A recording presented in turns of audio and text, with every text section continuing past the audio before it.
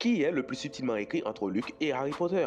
Non pas comme des icônes de pop culture, mais comme des figures narratives. Luke, c'est le silence du mythe. C'est d'abord un archétype, celui du héros aux mille visages, celui qui quitte la ferme pour découvrir l'univers, affronter le mal et revenir transformé. Mais ce qui fait sa subtilité, ce n'est pas ce canevas mythologique, c'est ce que ses scénaristes glissent entre les lignes. Ce n'est pas un personnage bavard, il n'explique jamais ses émotions, et pourtant, tout en lui parle. Son regard, sa manière de brandir le sable comme un fardeau, ce n'est pas un guerrier, c'est un fils. C'est un homme qui choisit de sauver son père au lieu de le détruire. Son refus de tuer est un choix moral qui échappe au manichéisme. La subtilité de Luke ne repose donc pas sur l'introspection verbale, mais sur la mise en scène de ses silences. Il incarne une génération de héros tiraillés, non pas par le doute permanent, mais par une éthique, refuser d'être ce qu'on attend de lui, même dans The Last Jedi. Son isolement n'est pas une fuite lâche, mais un aveu d'échec, un renoncement mythique à la violence, un appel d'air dans une saga saturée de batailles. Il est écrit comme un symbole fusuré, un mythe qui ne croit plus en lui-même. C'est là que naît sa complexité. Harry, à l'inverse, est profondément humain. Il n'est pas un archétype, mais un adolescent faillible.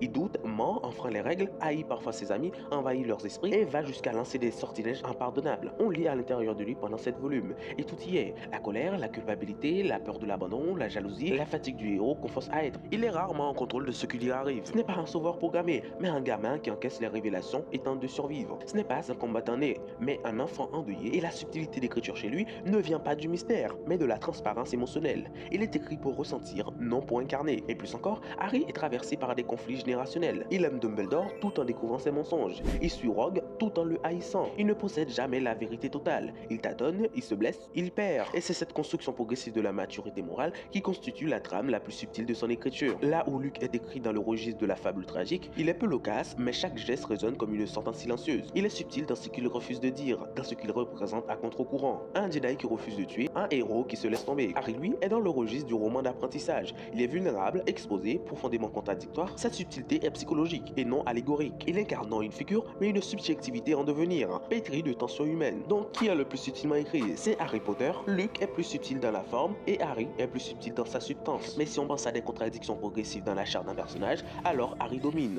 Bref, abonne-toi, like si t'as aimé la vidéo et n'hésite pas à me dire quelle comparaison de héros tu aimerais avoir en commentaire.